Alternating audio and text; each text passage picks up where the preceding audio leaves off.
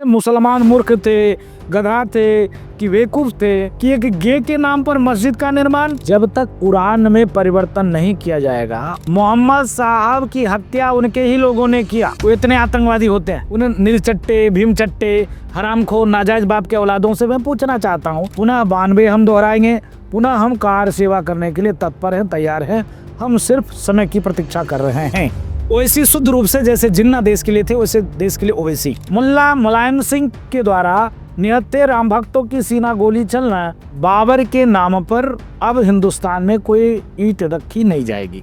अगर रखी जा रही है तो हुमायूं कबीर को भी ठोका जाएगा। हमारी जाति बता दो तो हम कल से बोलना बंद कर दे। वो मक्केश्वर महादेव हैं, वो शिवलिंग है। कार सेवा की जरूरत है, 92 दोहराने की जरूरत है। नमस्ते, मैं अंकुर हूं और एक और नई वीडियो में आपका स्वागत है। क्या आपने कभी सोचा है कि हिंदू धर्म इतना पुराना होने के बावजूद आज भी वैसा ही क्यों है, जबकि इस बीच कई धर्म आए और चले गए, बहुत सारे पंथों की शुरुआत हुई और वो समाप्त भी हो गए, पर हमारा धर्म आज भी वैसे ही क्यों है? इसका जवाब है हमारे धर्म ग्रंथ और हमारे धर्म गुरु, हमारे वो गुरु जिन्होंने हमेशा आधार स्तंभ बनकर धर्म को अपने कंधों पर उठाए रखा है, हमें रास्ता दिखाया है। ऐसे ही धर्मगुरु से बातचीत के लिए आज हम अयोध्या में हैं, हनुमानगढ़ी में हैं, और यहाँ के महंत श्री राजूदास जी हमारे साथ है, या यूं कहें कि हम इनके साथ हैं, आपकी शरण में हैं। तो आज का वीडियो बहुत अच्छा होने वाला है। आपके भी बहुत सारे सवाल थे आपके लिए, और मेरे भी बहुत सारे सवाल हैं, बहुत सारी जिज्ञासा है। आज के इस वीडियो में वो सारी बातें क्लियर होंगी। लास्ट तक बने रहिएगा, उम्मीद है आपको मजा आएगा। गुरु जी, बहुत बहुत स्वागत है आपका। सबसे पहले तो बहुत धन्यवाद, आपने समय दिया, अपना कीमती वक्त निकाल कर। गुरुजी, एक सवाल जो है अयोध्या फैजाबाद में खास तौर पर एक लोगों की जुबान पर है, एक अफवाह की तरह, कि अयोध्या में हनुमानगढ़ी की जो जमीन है या मंदिर का जो निर्माण है, किसी मुस्लिम शासक या नवाब ने करवाया था। पहले तो वंदे मातरम, जय श्री राम, श्री हनुमान जी महाराज की जय, सत्य सनातन वैदिक धर्म की जय, भारत हिंदू राष्ट्र की जय, और आपकी भी जय और आपके पूरी टीम की भी जय। अयोध्या का कई बार उत्थान और कई बार पतन हुआ है जी। महाराजा विक्रमादित्य ने 2000 वर्ष पूर्व अयोध्या का पुनः संरक्षित करके और पुनः निर्माण करवाया। जी। विगत में कई राजाओं ने, महाराजाओं ने मंदिरों के लिए योगदान के लिए कुछ न कुछ कार्य और काम किया। जी। हम बैरागी जन यहाँ 300 कुछ ईस्वी से सेवा पूजा कर रहे हैं। 300 कुछ ईस्वी से हम हैं, लगभग 1700-1800 साल, 1800 वर्ष से जी, हम यहाँ पर हैं। उसके पहले यहाँ पर सन्यासी थे, उसके पहले भाट संप्रदाय के लोग थे। ये आज का ये मंदिर नहीं है। यहाँ अभी हमको लगता है कि अगर आप आज से 12 वर्ष पहले आए होते तो पूरा इलाका इमली का बाग था। पूरा इलाका इमली बाग नाम भी है, पूरा इलाका खाली इमली का पेड़ था और शिवा पूजा होता था। पूज्य बाबा अभय रामदास जी महाराज जी, यहाँ, जब वो आप घटना बता रहे हो, एक मुस्लिम शासक जी, जब गोरखपुर चढ़ाई के लिए जा रहा था तो वो परेशान था।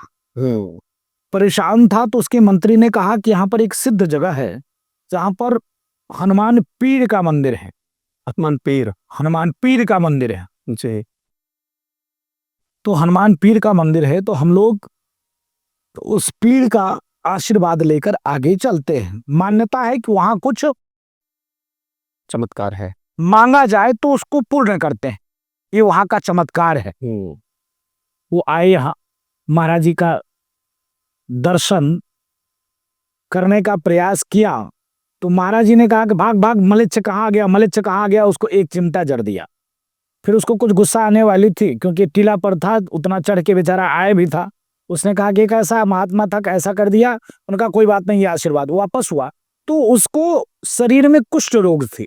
जब वो वापस हुआ तो रातों रात उसकी काया स्वस्थ हो गया। अच्छा। तो पहले तो नाराज हुआ, जब वापस हुआ तो उसकी काया स्वस्थ हो गई तो लगा करे ये कैसा चमत्कार है भाई। तब उसकी पत्नी भी जिज्ञासा जाहिर किया कि हम बहुत दिन से परेशान हैं, कोई पुत्र नहीं है, तो आप ये चमत्कार वहीं से हुआ है। पुनः वो लोग आए, यहाँ की महिमा को जाना। यहाँ की महिमा क्या है?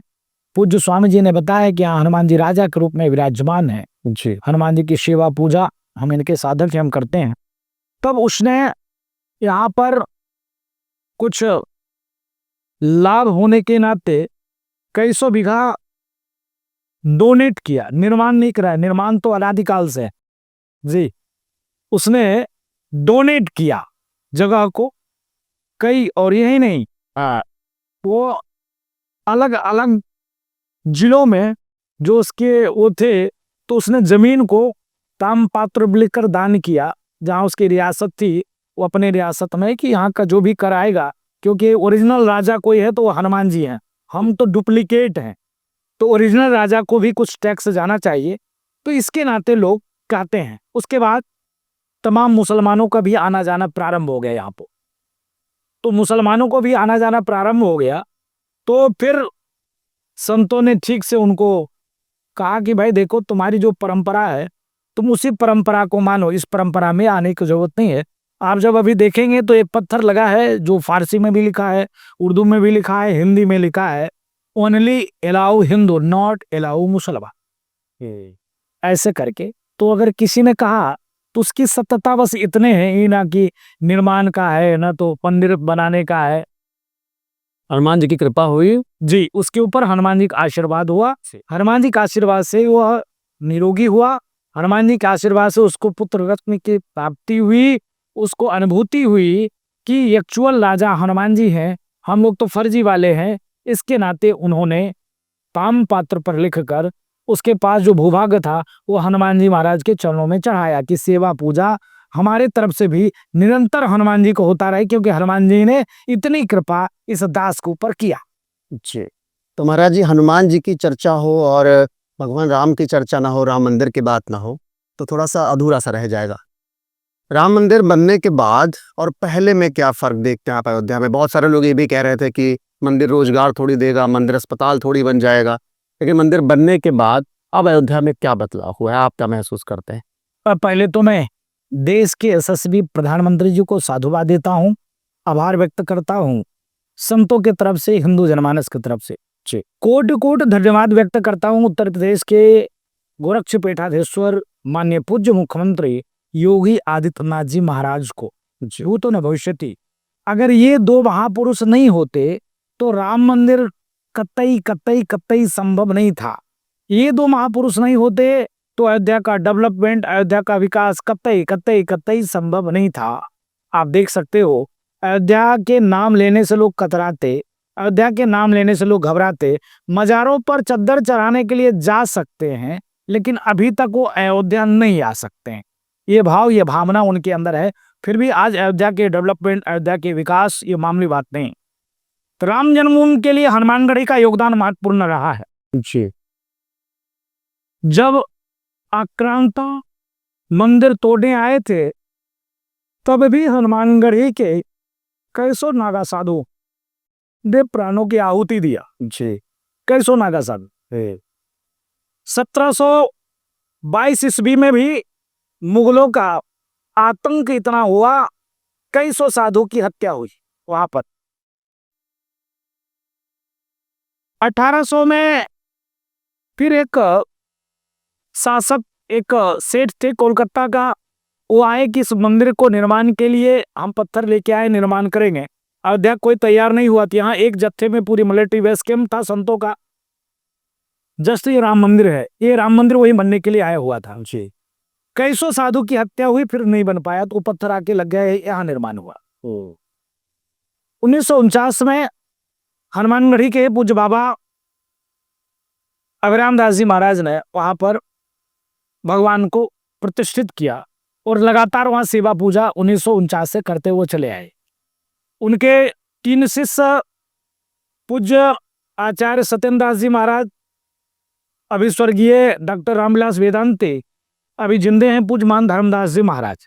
ये तीनों ने वहां पर उनके साथ देकर सहयोग करके पूजा पाठ में निरंतर वहां लगे रहे। अभी तक मुकदमा बाबा धर्मदास जी महाराज वहां का लड़ रहे थे, और वहां पर जो राम चबूतरा था वो हनुमानगढ़ी की थी, जमीन थी, और हनुमानगढ़ी ने विश्व हिंदू परिषद को दिया, तब जाकर वहां मूवमेंट बढ़ा और विश्व हिंदू परिषद भी वहां पार्टी बनी। लड़ाई में और धाराई मोड़ दिया गया।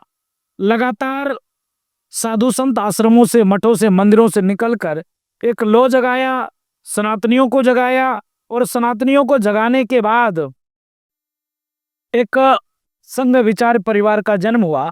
और संघ विचार परिवार का जन्म हुआ जिसका परिणाम स्वरूप है कि वहां मोदी और योगी जैसे शासक आने के बाद, चाहे वो उत्खनन का मामला हो, चाहे एविडेंस का मामला हो, चाहे साक्ष्य प्रस्तुत करने का मामला हो, चाहे सर्वे का मामला हो, चाहे सर्वेक्षण का मामला हो, चाहे मंदिर निर्माण को लेकर विभिन्न प्रकार के कोई भी संकट आ रहा है, उस संकट दूर करने का मामला हो, निरंतर संघ विचार परिवार ने लगकर विश्व हिंदू परिषद के माध्यम से, योगी जी के नेतृत्व से, मोदी जी के नेतृत्व में वहां जिस प्रकार से भूतों न भविष्यति अकल्पनीय था। आप बताओ, 76 बार की लड़ाई, 5 लाख से ऊपर सनातनियों का हत्या, बहराइच से इधर श्रावस्ती, गोंडा, बलरामपुर, बस्ती, संत कबीर नगर, अंबेडकर नगर, इधर बाराबंकी, इधर आपका लखनऊ, इधर सुल्तानपुर, इतने आसपास के राजा महाराजाओं ने मंदिर को बचाने के लिए प्राणों की आहुति दिया। डेमोक्रेसी में भी, लोकतंत्र में भी, प्रजातंत्र में भी मुल्ला मुलायम सिंह के द्वारा निहत्थे राम भक्तों की सीना गोली चलना करना, ये प्रत्यक्ष आपके सामने में प्रमाण है। डेमोक्रेसी में भाई जब तमाम मुस्लिम आक्रांता थे, बाबर कौन था? बाबर एक चोर, नीच, लुटेरा, विदेशी आक्रांता, आक्रमणकारी। और देखिए नाम क्या दिया, बाबरी। बाबरनामा में मैं पढ़ रहा था, लिखा है बाबरी एक गे लौंडा था, एक पुरुष था जी, और उससे उसको लव हो गया, बाबर को। हाँ, बाबर को। ये बाबरनामा में, मैं नहीं कर रहा हूं। अगर कहीं से भी किसी को गलत लगे तो तत्काल यूट्यूब पे सर्च करो।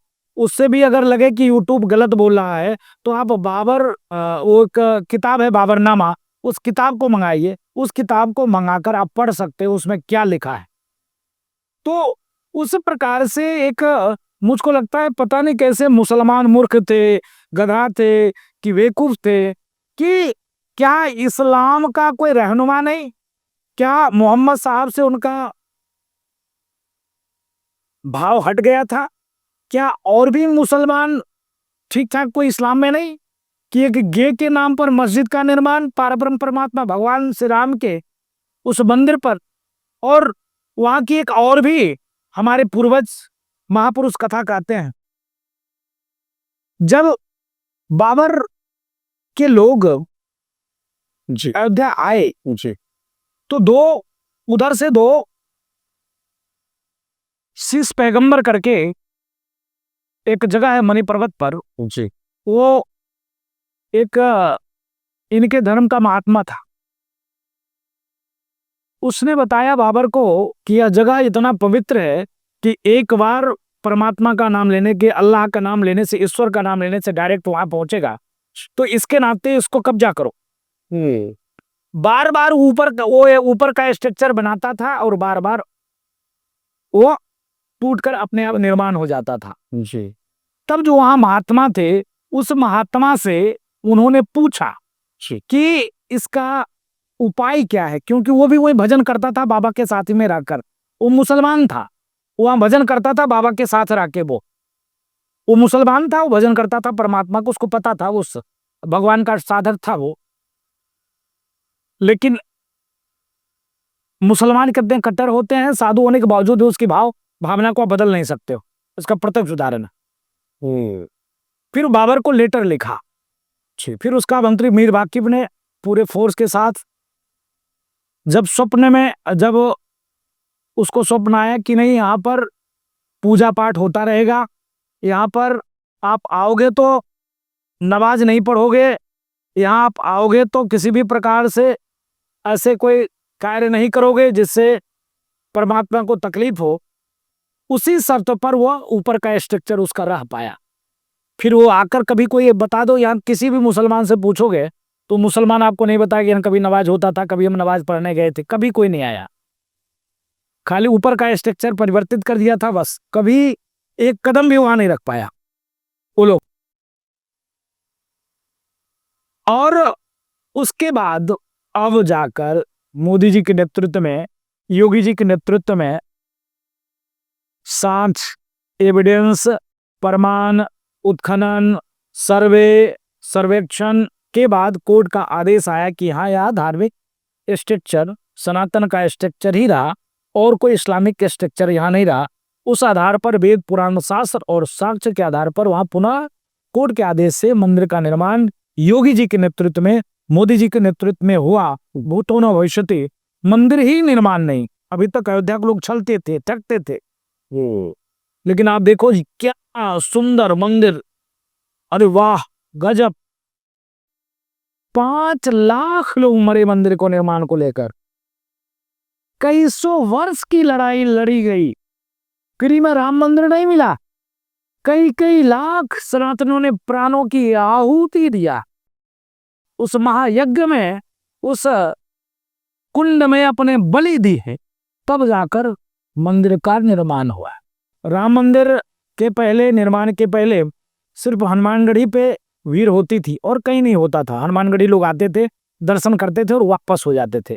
लेकिन राम मंदिर के निर्माण के बाद जो संख्या यहाँ नित्य प्रतिदिन 30,000, 35,000, 40,000 हुआ करता था, वो सीधे 5 गुना 2 लाख, 3 लाख, 5 लाख, 6 लाख।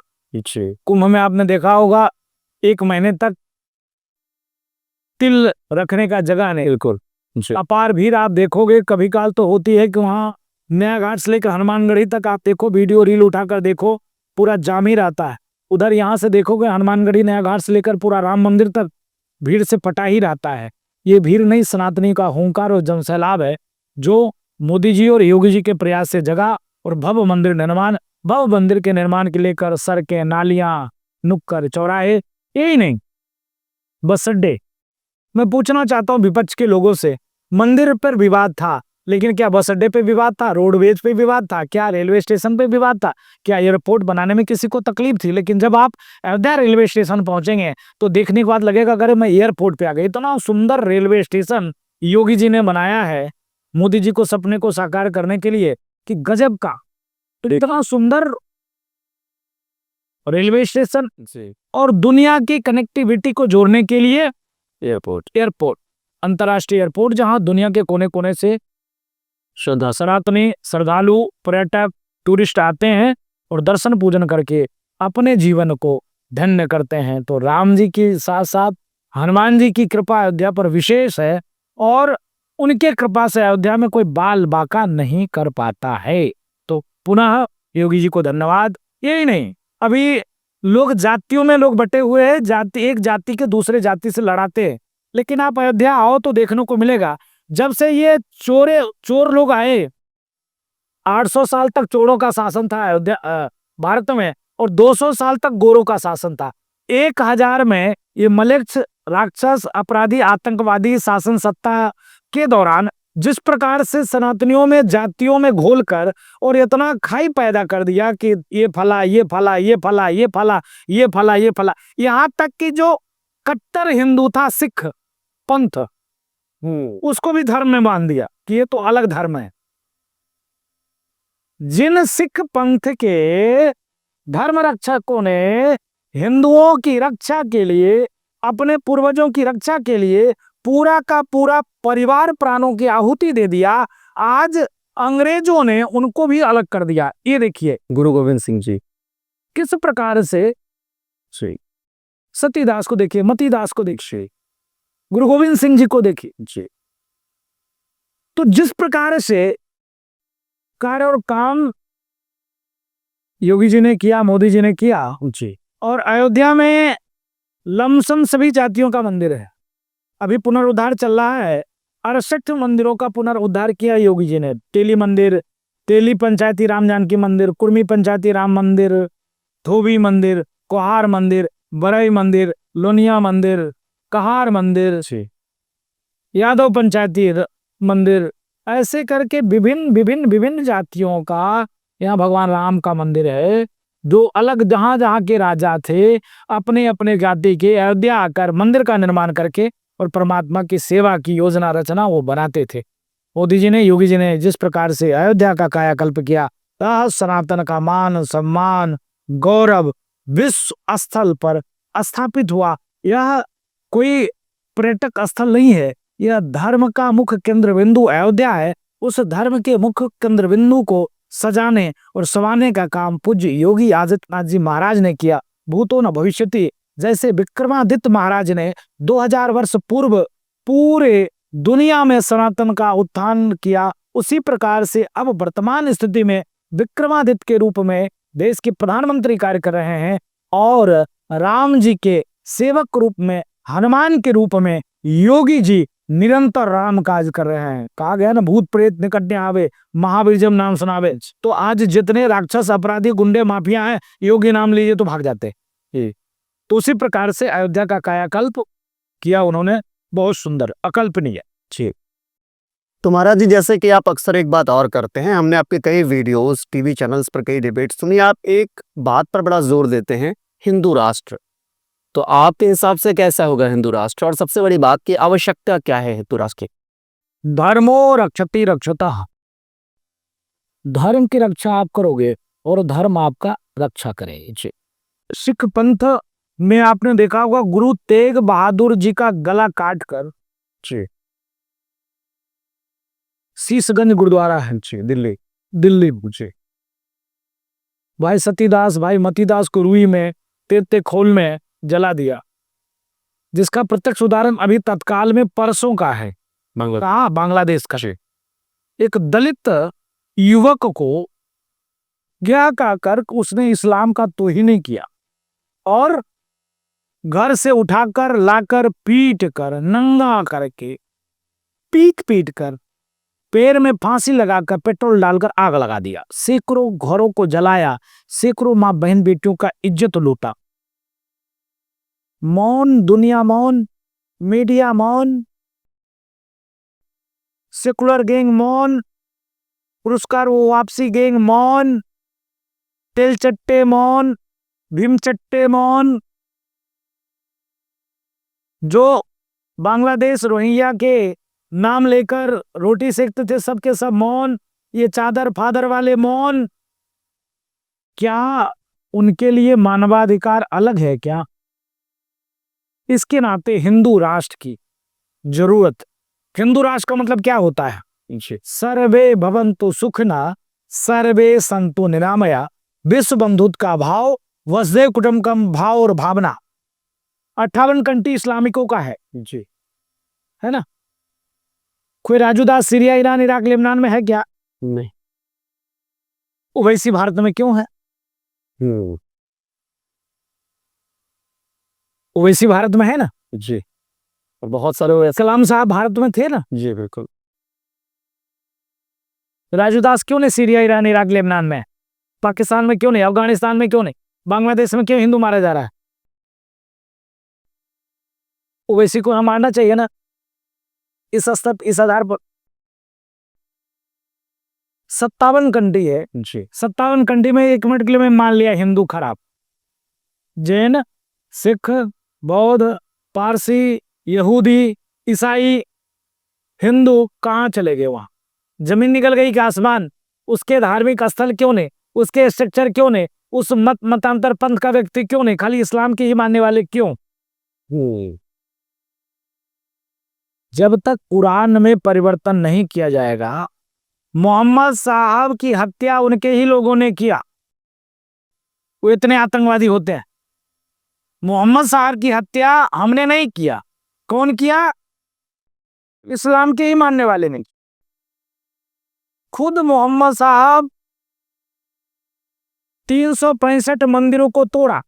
वो मक्केश्वर महादेव हैं, वो शिवलिंग है।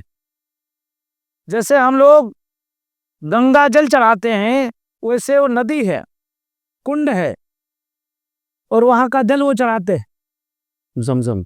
अब उसका जमजम उन्होंने नाम दे दिया है। परिक्रमा हम लोग करते हैं, परिक्रमा वो भी करते हैं, फिर वो भी लगाते हैं।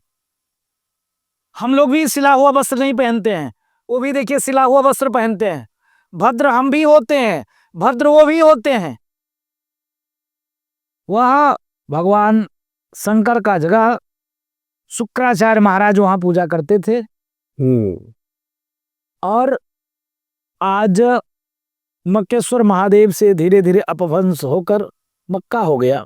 विधर्मियों का शासन सत्ता, मलेच्छों का शासन सत्ता हो गया। इस्लाम मतलब मलेच्छ, इस्लाम मतलब मलेच्छ। धर्म एक ओनली देश दुनिया का सनातन धर्म वही है जो दूसरे को जीने का अधिकार दे।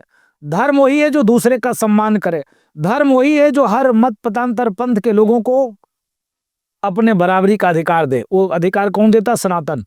तो भारत में जैन, सिख, बौद्ध, पारसी, यहूदी, ईसाई, हर व्यक्ति, हर मत मतांतर पंथ कौम का मंदिर, मस्जिद, गिरजाघर, गुरुद्वारा आपको मिल जाएगा। यहाँ सनातन को गाली देने वाले भी मिल जाएंगे, सनातन की पूजा करने वाले भी मिल जाएंगे।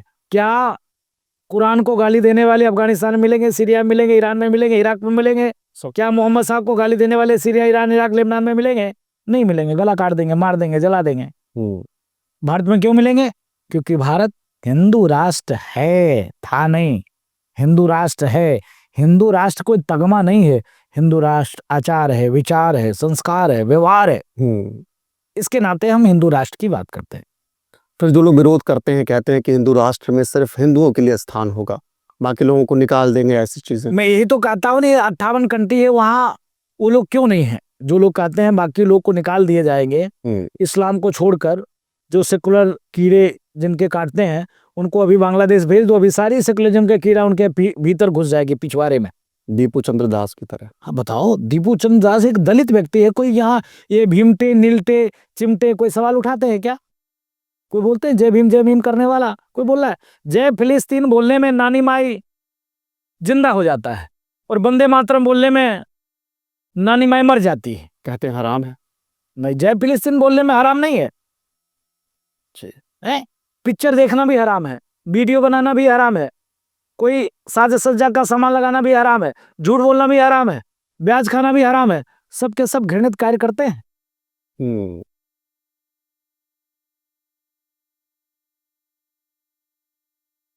तो इसके नाते मैं कहना ये चाहता हूं, हिंदू राष्ट्र कागज में भी भारत को घोषित करना चाहिए, क्योंकि धर्म के आधार पर देश का बंटवारा हमने नहीं किया। किसने किया? मुसलमान, इस्लाम को मानने वाले।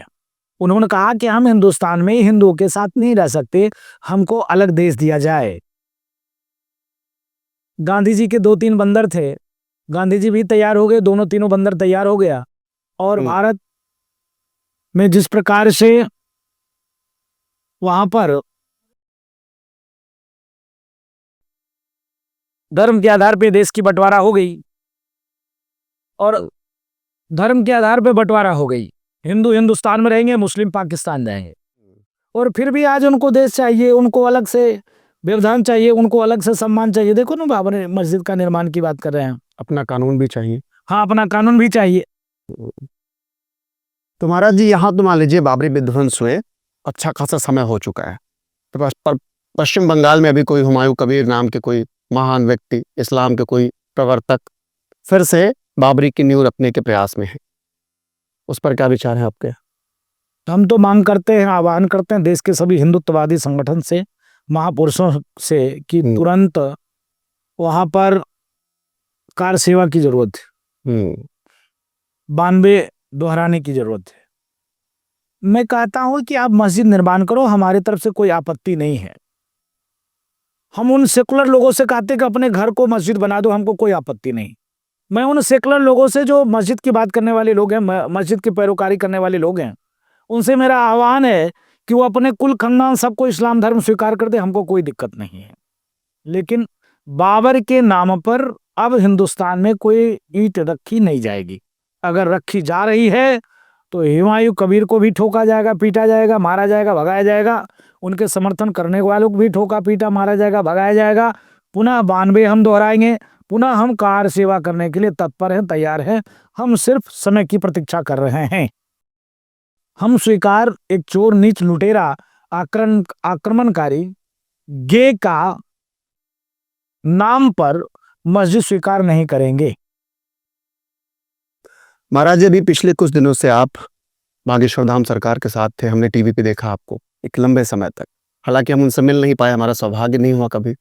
आप बताइए निजी जीवन में महाराज जी कैसे हैं? हमें बड़ी जिज्ञासा रहती है उनके बारे में जानने की। भारत का सबसे कम उम्र का एक युवा सन्यासी जो विवेकानंद जी के सपनों का साकार कर रहा है, जो जगत गुरु रामानंदाचार्य के भगवान के सपनों का साकार कर रहा है। पूज्य जगत गुरु रामानंदाचार्य भगवान ने कहा था, जात पात को पूछे ना कोई, हरि को भजे सो हरि को होई। मीरा जी को भी शिष्य बनाया, कबीरदास जी को भी शिष्य बनाया, रविदास जी को भी शिष्य बनाया, मलुकदास जी को भी शिष्य बनाया उन्होंने। तो उस विचार को एक युवा सन्यासी लेकर चल रहा है कि भारत में हिंदुओं को कैसे जोड़ा जाए, कैसे एक मंच पे लाया जाए, कैसे एकत्रित किया जाए। आप जाति पर अहंकार करो, लेकिन जातिवादता पे मत अहंकार करो। कोई नीचा हो, छोटा हो, ऐसा हो, ऐसा, हम सब एक हैं। जब आप किसी का गोत्र पूछिए तो गोत्र राजू दास का भी वही गोत्र है, और एक दलित परिवार का है उसका भी वही एक गोत्र है। इसलिए वो गोत्र है क्योंकि हम ऋषि के संतान हैं, हम सब एक ही ऋषि के संतान हैं कहीं न कहीं से। तो बागेश्वर सरकार के साथ हम इसलिए, क्योंकि हम बोलेंगे तो एक व्यक्ति सुनता है, 2 सुनेगा, 3 सुनेगा, 4 सुनेगा, 5 सुनेगा, 10 सुनेगा। बागेश्वर सरकार बोलेंगे तो लाखों लोग सुनते हैं। तो मैं उनसे निवेदन किया कि आप साल भर खूब खूब कथा कहिए, लेकिन 10 दिन ऐसा भी समय निकाला जाए जो सनातन संस्कृति, हिंदुत्व के लिए कार्य और काम किया जाए। लेकिन वो तो और आगे निकले, वो रोज हिंदुत्व का ही कार्य करते हैं, सनातन का ही कार्य करते हैं।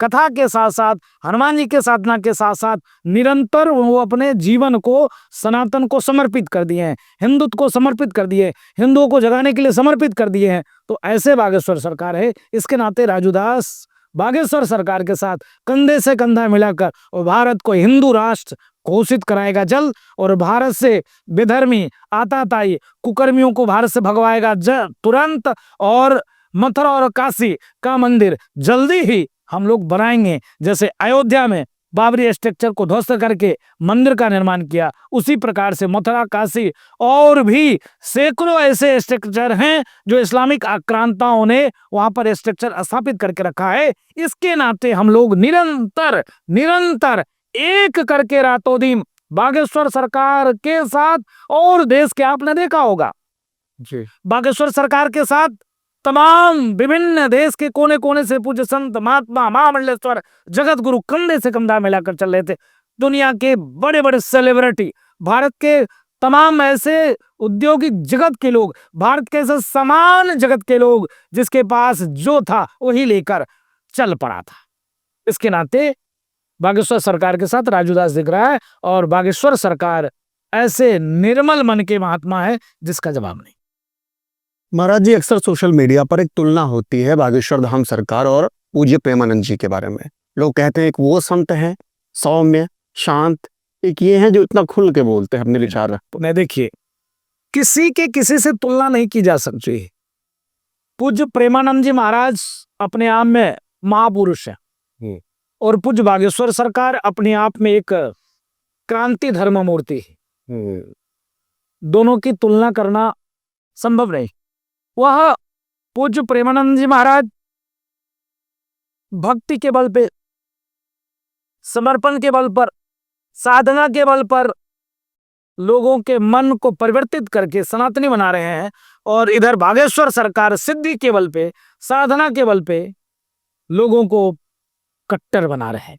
जी, तो दोनों ही अपने आप में अद्वितीय हैं। जी, आपने कहा महाराज जी वही एक बात कि जात पात के करो विदाई, हिंदू हिंदू भाई भाई, आप और बागेश्वर धाम सरकार दोनों लोग। लेकिन इसी देश में एक तबका है, एक सोसाइटी है जिन्हें ये लगता है कि उनके पूर्वजों को 5000 सालों से पानी पीने को नहीं मिला, मंदिरों में नहीं आने दिया गया, और अब वो ये करते हैं कि भगवान राम काल्पनिक है, देवी दुर्गा को गालियां देते हैं, अपशब्द बोलते हैं। अभी तत्काल आपको इसी चर्चा में मैंने आपको बताया था कि अयोध्या में जी, विभिन्न जातियों का मंदिर हमने देखा जी। अगर उनको पानी पीने नहीं दिया जाता, उनको मंदिर में घुसने नहीं दिया जाता, तो अयोध्या में 400 वर्ष, 500 वर्ष पुराना 700 वर्ष पुराना 800 वर्ष पुराना हजारों वर्ष प्राचीन जगह आपको कैसे मिल जा रहा है? धोबी राम जानकी मंदिर, कुर्मी राम जानकी मंदिर, कहार राम जानकी मंदिर, परई राम जानकी मंदिर, ये कहां से आ गया? मेरे बाप ने पैदा कर दिया क्या?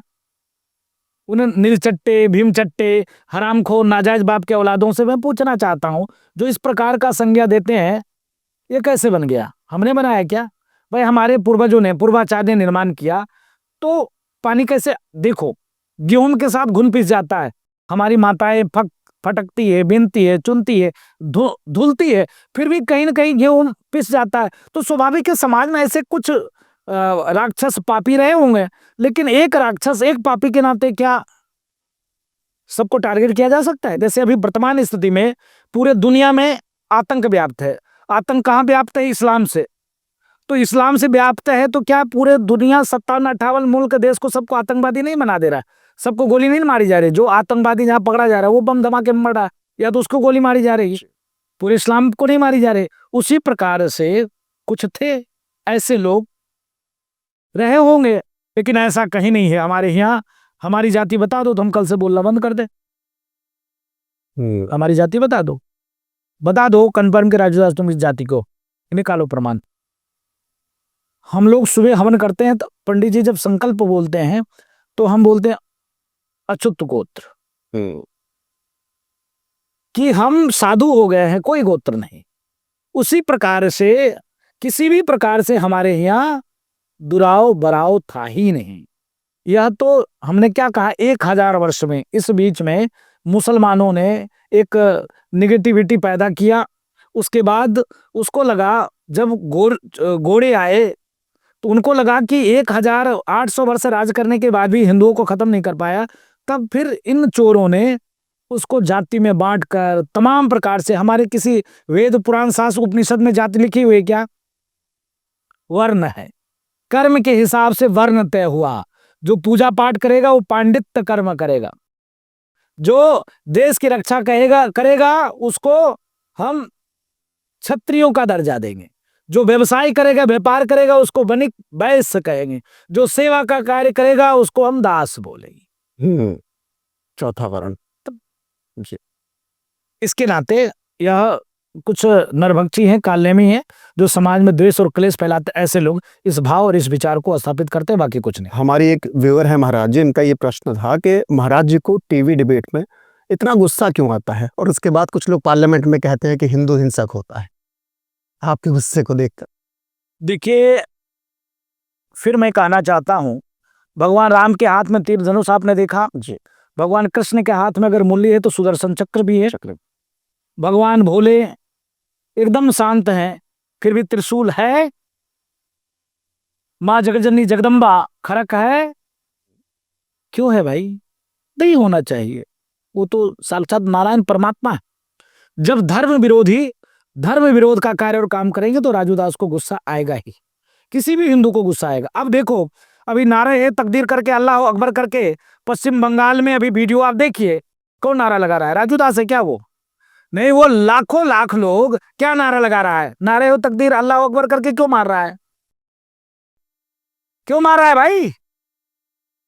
तो अगर राजूदास इस बात को कहते तो राजूदास गुस्सा कर रहा है। राजूदास तो ऐसा है, राजूदास ये नहीं चले, बोलो कोई फर्क नहीं पड़ता, कोई दिक्कत नहीं, हम मरेंगे फिर आएंगे, फिर मरेंगे फिर आएंगे, फिर मरेंगे फिर आएंगे, फिर मरेंगे फिर आएंगे, लेकिन तुमको छोड़ेंगे नहीं, तुमको तोड़ेंगे जरूर।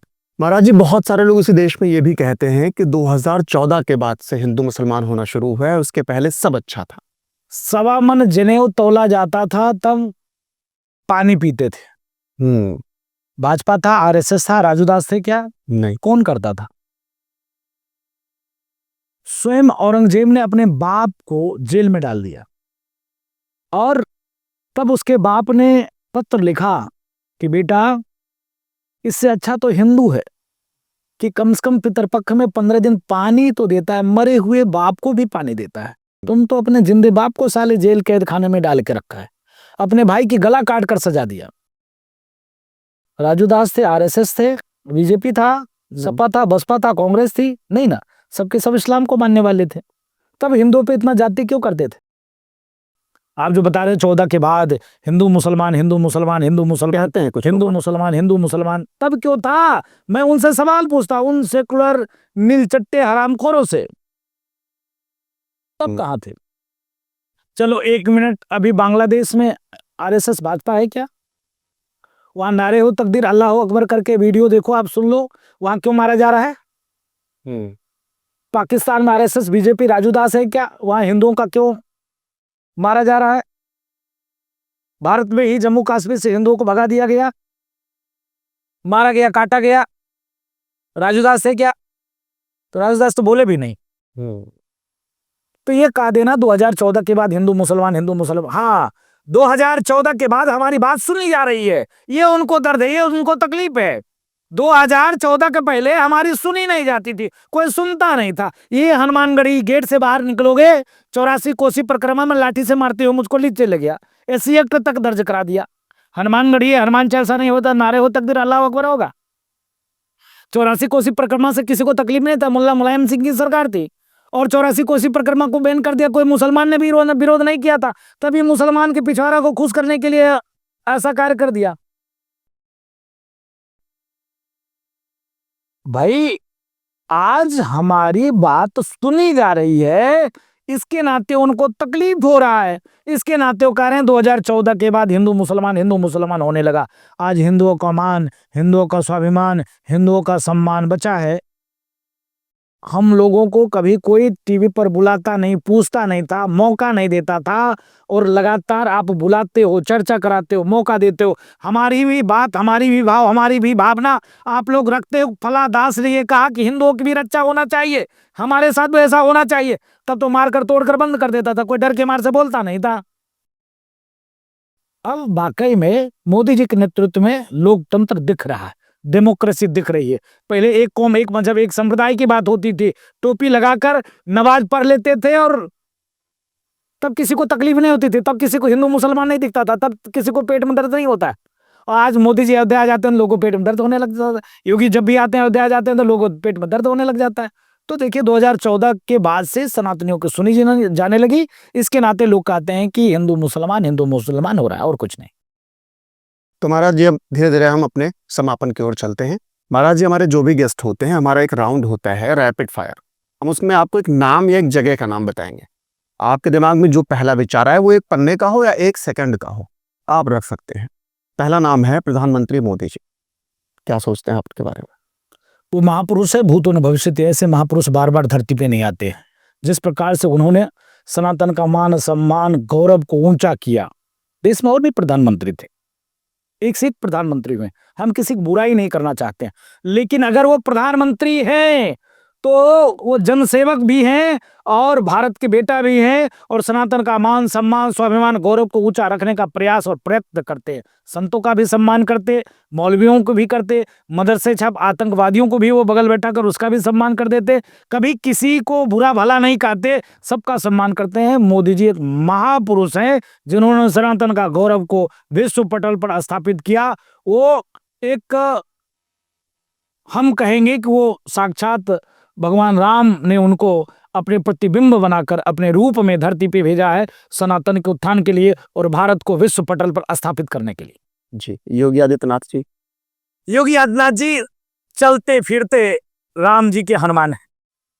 जिस प्रकार से प्रधानमंत्री जी कार्य और काम करे हैं, योगी जी जैसा प्रत्यक्षदर्शी शासक, योगी जी जैसा विधर्मियों को, आताताइयों को मिटाने वाला शासक नहीं हो सकता है। आप देखो, योगी जी का नाम ले लो, गुंडा, माफिया, मवाली रास्ते छोड़कर भाग जाते हैं। जैसे कोई तकलीफ में हो तो शुरू कर देता है, जैसे भूत प्रेत जय हनुमान ज्ञान मुसागर, वैसे मोदी जी का नाम ले लो तो सब सब सब सारे। तो योगी जी का जिस प्रकार से योगी जी का कार्य है, योगी जी शुद्ध रूप से मोदी जी के हनुमान के रूप में एक, ये भी महापुरुष है, हम तो उनका बहुत सानिध्य हमको मिलता है। और जिस प्रकार से योगी जी का कार्य और काम है, और उतना नजदीक से और नेताओं को मैंने नहीं देखा है। उनकी दिनचर्या, उनकी जीवन में बहुत दिनों से हम लोग हैं। क्या बात है, रात्रि में 12 बजे अगर बिस्तर पे जाते हैं तो सवेरे 5 बजे वो गौशाला के निरीक्षण के लिए निकल जाते हैं, वो भी स्नान ध्यान करके। आप समझो, और एक दिन का काम नहीं है, रोज का काम है। गौशाला जाना, गौ माता की सेवा करना, मंदिर की परिसर का निरीक्षण करना, ये जीव, ये जंतु, ये बत्तख, ये घोड़े, मतलब ये मोर, ये गौ, मतलब ये सेवा करते हुए फिर तुरंत जनता दरबार में जनताओं को सुनना, फिर मंदिर आ जाना, संतों की सेवा करना, फिर लोगों की सेवा करना, निरंतर कार्य करने वाला वो महापुरुष है और शुद्ध रूप से हनुमान जी के प्रतिबिंब के रूप में कार्य और काम कर रहे हैं। जिस प्रकार से हनुमान जी ने दुष्टों का संहार करके आतंक मुक्त राम जी के सानिध्य में भारत को जो है पृथ्वी को बनाया, उसी प्रकार से मुझको लगता है कि उत्तर प्रदेश गुंडा माफिया मवाली मुक्त, उत्तर प्रदेश उत्तम प्रदेश बनाने की ओर में अग्रसर योगी जी महाराज। अगला नाम है अखिलेश यादव, क्या सोचते हैं आप? कितनी दुर्भाग्य की बात है कि एक व्यक्ति अपने आप को कहता है कि मैं भगवान कृष्ण का वंशज हूं। आपके जैसे किसी पत्रकार ने पूछ दिया तो वो कहते हैं कि हम एक पत्रकार, अभी तत्काल की घटना, एक पत्रकार ने पूछा कि हम जय श्री राम बोले कि राधे राधे बोले ना, हो तो जय श्री राम बोले ना तो राधे राधे बोले। उन्होंने कहा कि जय संविधान ठीक है, हम जय संविधान का अपमान नहीं करते, जय संविधान भी है, जय राम भी है, जय कृष्ण भी है। उसी संविधान में प्रथम पन्ने पृष्ठ पर राम दरबार है, उसी संविधान में विभिन्न देवी देवताओं का वर्णन है। तो मुझको लगता है अखिलेश यादव जी शुद्ध रूप से फ्रस्ट्रेट हो चुके हैं, अपने पथ से हट चुके हैं। और अगर वो सनातनी हिंदू हैं तो उनको गौर करना चाहिए, विचार करना चाहिए। वो पूर्व मुख्यमंत्री हैं और एक राजनीतिक दल के बड़े नेता है, उनको दिल भी बड़ा करना चाहिए, सनातन के भी प्रति उनको चिंता और चिंतन करना चाहिए। वो पढ़े लिखे तो है, लेकिन मुझको लगता है किसी कारणवश किसी के भाव में स्वभाव में ऐसे भ्रमित हो जाते हैं कि वो कह दिए कि गौशाला से बदबू आती है। हाँ, सुना। गौशाला से कहीं बदबू आ सकती है?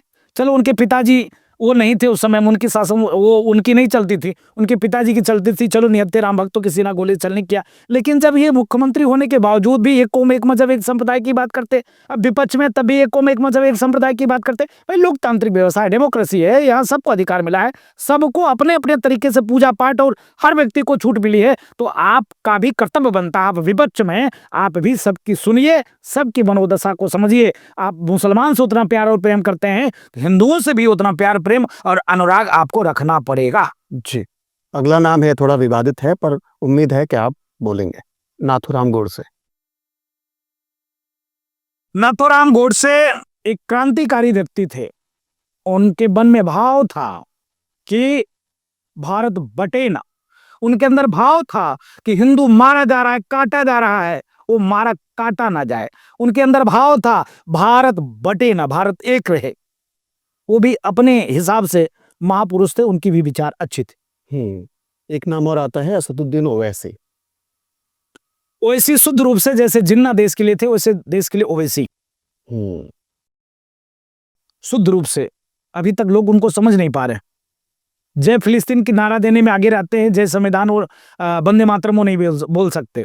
अगर वो वंदे मातरम बोलते तो मैं मानता कि ओवैसी भारत के और हिंदुस्तान के रहने वाले। लेकिन वो देखिए, हिंदुस्तान में चाहे वो जैन हो, सिख हो, बौद्ध हो, पारसी हो, यहूदी ईसाई हो, सब के सब हिंदू ही थे। किसी कारण बस तलवार के बल पे सलवार पहन लिया हो, चाहे लालच के बस पे उन्होंने ईसाई धर्म स्वीकार कर लिया हो, तो मुझको लगता है ओवैसी उसी में से एक। अब एक आखिरी और सबसे बड़ा नाम, आप जो भी बताना चाहें इनके बारे में, ये नाम है श्री हनुमान जी महाराज का। क्या है हनुमान जी? अरे राम राम सीताराम। हनुमान जी महाराज कोई व्यक्ति नहीं है, हनुमान जी महाराज तो हमारे परमात्मा है, आत्मा है। हमारे रोम रोम में रग रग में हनुमान जी का भाव स्वभाव। हनुमान जी ज्ञानी नामाग्रगण्यम है, सकल गुण निधानम के सागर हैं। हनुमान जी नासय रोग हरे सब पीरा, जपत निरंतर हनुमत बलवीरा। हनुमान जी अष्ट सिद्ध नौ निधि के दाता है। हनुमान जी कलयुग के प्रत्यक्ष देवता है। अगर व्यक्ति हनुमान जी को मनन करे, चिंतन करे, हनुमान जी को भाव को, स्वभाव को, दिनचर्या को, वैराग्य को, ब्रह्मचर्य को, त्याग को अगर अपने जीवन में उतार ले तो व्यक्ति का सुख, शांति, समृद्धि तीनों व्यक्ति को हासिल होगा। ऐसे हनुमान जी महाराज। जी, तो उम्मीद है आपने ये पूरा वीडियो देखा है और आपको ये वीडियो अच्छा लगा। आपके बहुत सारे सवालों के जवाब भी इसमें मिल गए। मेरी भी जिज्ञासा थी, वो भी लगभग क्लियर हो गया। हालांकि महाराज जी का शेड्यूल बहुत बिजी रहता है, बहुत कम वक्त मिल पाया हमें। हम लालची हैं, हमें बहुत सारा वक्त चाहिए। हम फिर कभी आएंगे। आपके जो अगले सवाल हो या जो कुछ रह गया हो, आपको लगता हो, तो आप कमेंट सेक्शन में पूछ सकते हैं। आपको ये वीडियो कैसा लगा ये भी बताइए। मिलते हैं किसी और वीडियो में। जय बजरंगबली महाराज, जय श्री राम, जय हिंद, वंदे मातरम। जय श्री राम। भारत हिंदू राष्ट्र की जय। सत्य सनातन वैदिक धर्म की जय। बोल बजरंगबली की जय।